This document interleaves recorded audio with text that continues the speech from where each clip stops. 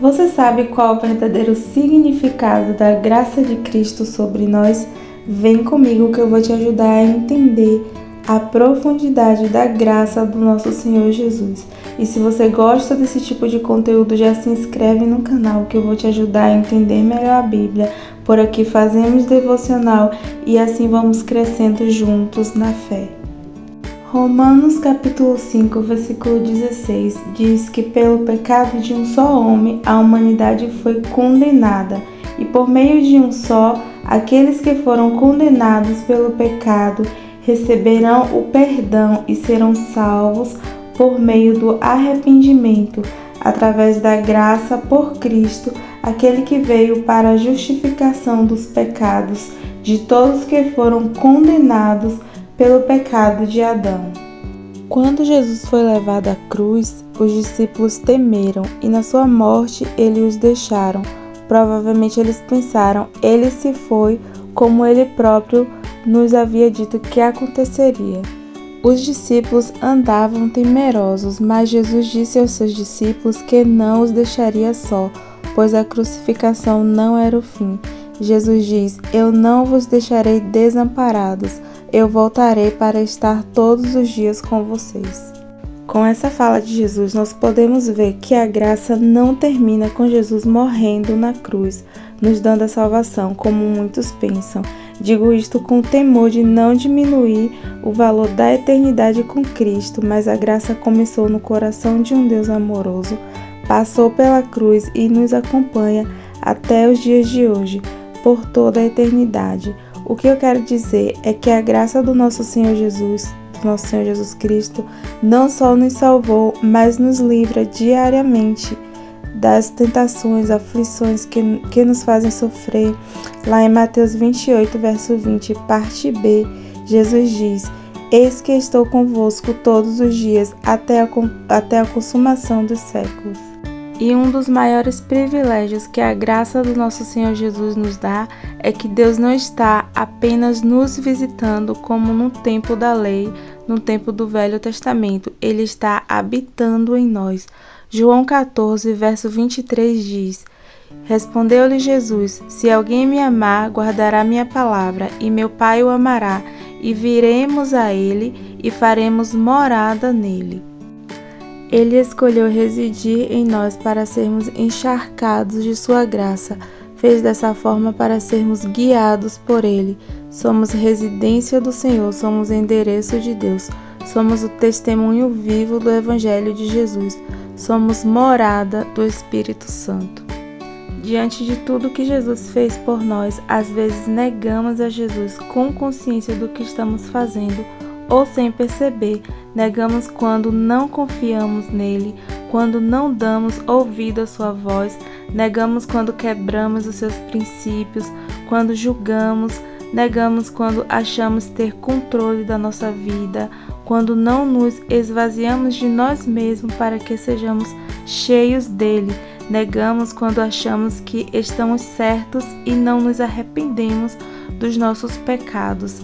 E quando não nos lançamos aos pés de Jesus, quando colocamos coisas e pessoas em prioridade ao invés de Deus.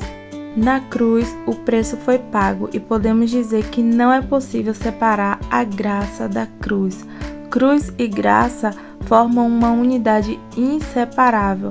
O marco zero da graça é o coração amoroso do Senhor, mas esse amor foi manifestado de maneira plena na cruz. A cruz confirma a graça e o Evangelho de Jesus. É o testemunho que produz salvação e justificação para o homem pecador. A mensagem de Cristo teve seu ponto mais alto na crucificação, pois o alto preço, pago pelos nossos pecados, foi encerrado no Calvário, com o precioso sangue de Cristo que foi derramado até a última gota por amor a nós. Lá no Antigo Testamento nós podemos ver que quando as pessoas pecavam, essa pessoa ela tinha que trazer um animal e o sacerdote ia sacrificar esse animal. Através do sangue desse animal, a pessoa ia ser perdoada, o pecado daquela pessoa seria justificado nós podemos ver que a Bíblia cita o cordeiro. Esse cordeiro deveria ser sem manchas, deveria ser perfeito, e ali o sacerdote faria a expiação pelo pecado daquela pessoa, para que Deus a perdoasse. A partir do sacrifício de Cristo na cruz, não existia mais a necessidade desses sacrifícios, pois Cristo se sacrificou por toda a humanidade, entregando sua vida por nós e derramando sobre nós a sua graça. Se você está entendendo essa mensagem, deixa um amém nos comentários só para eu saber que você está entendendo.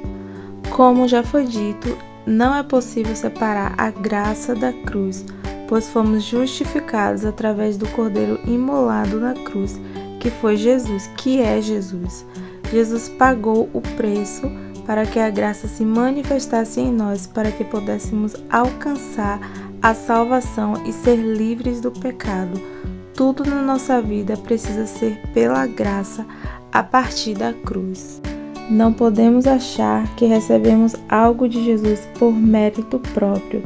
Tudo é pela graça. Jesus fez tudo por amor, pela sua bondade. Deus enviou seu Filho para que todo aquele que nele crê não perecesse, mas encontrasse em Jesus a vida eterna, por amor da humanidade. Então não foi nada por mérito nosso, e sim pela bondade de Deus, por amor de Jesus por nós. É confortante sabermos que Jesus é o autor e consumador da fé e da graça. Existem muitas definições para a palavra graça. As expressões mais comuns e simples são favor e merecido.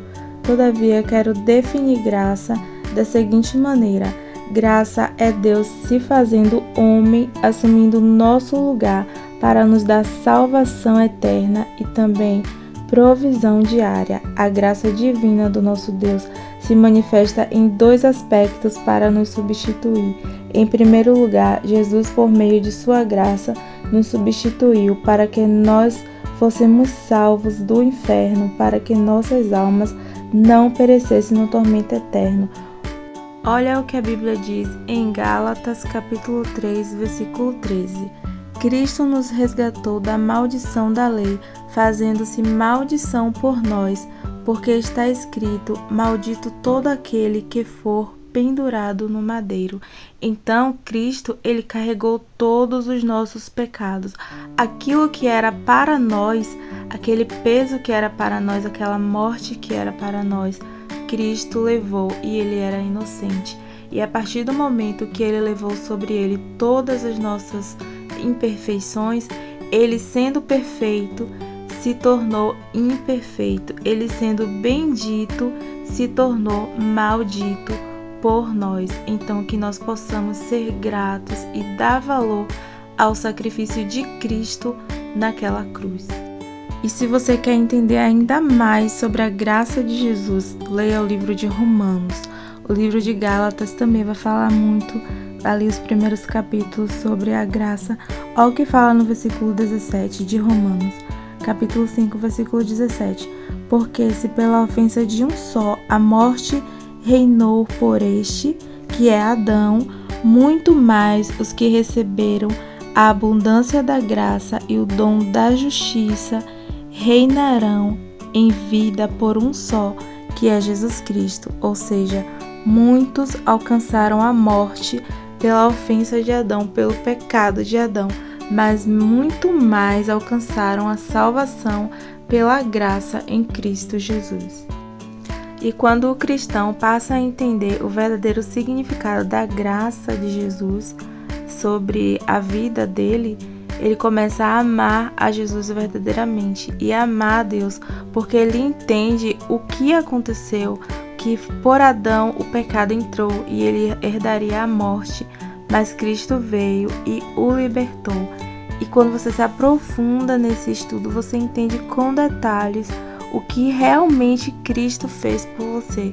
Por isso é a importância de conhecer a palavra. Eu sempre digo que quando a gente conhece Jesus através da palavra, quando nós começamos a estudar e não só ouvir as pregações na igreja, é diferente. Nós entramos na palavra, vivemos a palavra, então começamos a amar a Deus pelos seus feitos e inclusive e principalmente pelo fato dele ter entregado Jesus para morrer na cruz por nós. E Jesus, ele mesmo tendo o poder de dizer não, porque ele tinha sim o poder de sair dali, daquele lugar de culpa, mas ele decidiu se entregar. Então, quando nós entendemos o real significado da graça de Cristo, começamos a amar Ele ainda mais. E a palavra diz que nós devemos amar o nosso Senhor de todo o coração, de toda a nossa alma, de todo o nosso entendimento. E é por isso que nós precisamos conhecer a palavra. Que Deus te abençoe, eu espero que você tenha entendido. Deixa um comentário o que você achou do vídeo. Se você quer ajudar mais alguém a entender sobre a graça de Jesus, compartilhe esse vídeo com essa pessoa. Que Deus te abençoe. Se você não for inscrito, se inscreve no canal. Até o próximo vídeo.